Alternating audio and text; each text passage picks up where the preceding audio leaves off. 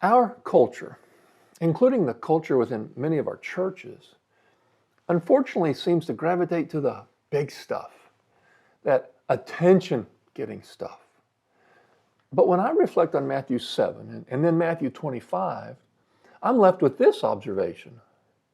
Getting to know Jesus seems to be a lot more about the small stuff. It must be about the small stuff.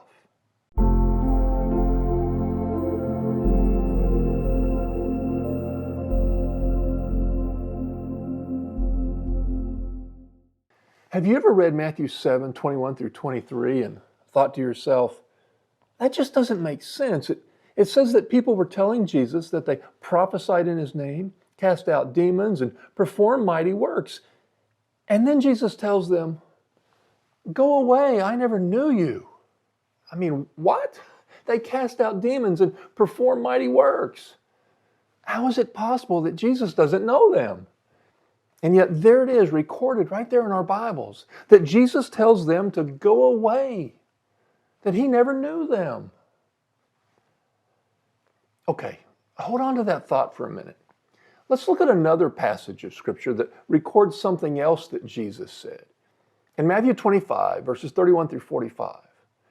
Just like Matthew 7, the passage is talking about the final day.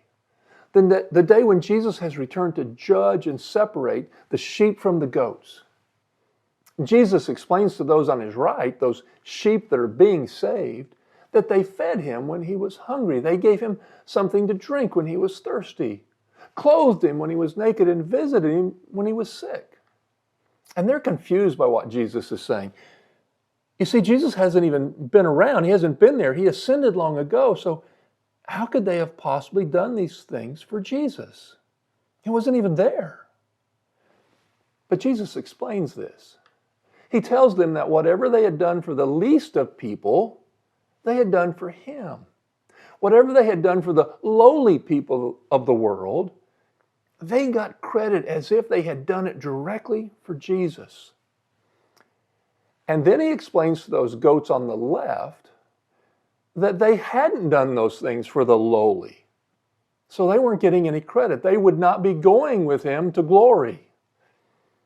For those of us that have been a Christian for any length of time, we understand this. We recognize that we are to treat everyone with respect, show kindness and generosity to those that are less fortunate. We know that that's a manifestation of the golden rule, treating others like we would like to be treated.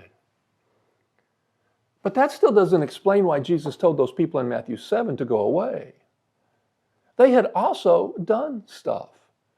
And by all appearances, it was church stuff. I mean, if feeding and visiting some people gets credit, why wouldn't casting out demons and doing great works get credit? I mean, what's the difference? How do we make sense of these two different reactions from Jesus? And let's not downplay the significance here. After all, the real difference here is that some of these people are going to heaven and the others are going to hell. This is not a trivial matter that we can just gloss over. To help us understand this, I want us to focus in on the interaction that these people had with Jesus in these two situations. And then we can use that to look at ourselves. Because the outcomes for these people are so different and eternally permanent that it's worth making sure we're evaluating ourselves to the very best of our ability on what we learn from these passages. In the passage in Matthew 7, Jesus says that these people are telling him of all the great things they've done. They tell him about the prophesying and the casting out of demons and what they describe as great works. They want Jesus to know all the great stuff they've done. They apparently want to make sure they get credit for all the great things that they've done. Compare that to what we see in Matthew 25. Jesus tells them of what they've done, just the opposite of what we see in Matthew 7. But even after Jesus tells them, they have to ask what he's talking about. And he explains to them that what they did for others, he will credit to them as if they had done it directly for him. In Matthew 7, they are looking for credit for their just reward for what they had done. And they describe it as being pretty significant stuff. But in Matthew 25, they're not thinking that way. They're not looking for credit. They had apparently done what they had done just because they wanted to help others. Their motivation was apparently different than the people described in Matthew 7. So we see a couple of dynamics here. First, the motivation seems to be very important to Jesus. And this is very much aligned with a number of other passages we see in the Bible. We could look at a lot of verses about the heart and how God sees the heart. But one verse in particular that I think sums this up very nicely is Proverbs 27:19. As in water, face reflects face, so the heart of man reflects the man. If you want to know what a man is really about, you have to know his heart. What really reflects who he is what's in his heart. What do the people in Matthew 7 really want? Where's their heart? They want Jesus to think they're great. Why else would they be telling him all the great stuff they did? Their motivation was to get something for themselves. But in Matthew 25, they weren't thinking that way. They weren't connecting the things they had done for those needy people to getting some credit or reward from Jesus. Jesus even had to explain to them why they were getting this honor from him. Clearly, their hearts were operating with a different motivation than the people in chapter 7.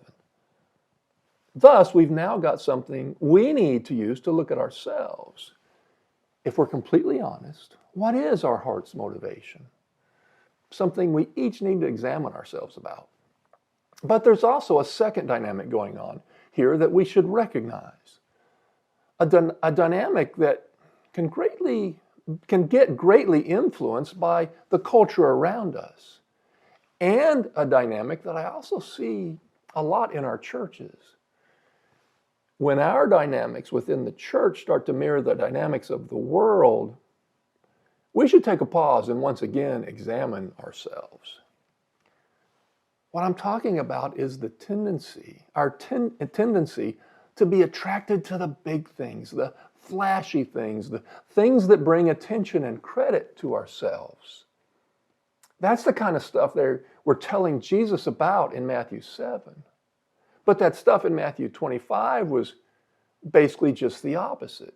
Feeding the hungry and thirsty, visiting the sick, welcoming a stranger. These aren't big flashy things. They're activities that are typically done without anyone else knowing about it. And that's what our churches, and especially our church leaders, need to be encouraging. But too often these days, they do just the opposite. Just as an example, I can think back a few years to the church I was a part of. Every year, the preacher would go on a foreign mission trip. He'd be gone for about 3 weeks. Then when he came back, he'd do a presentation for the church.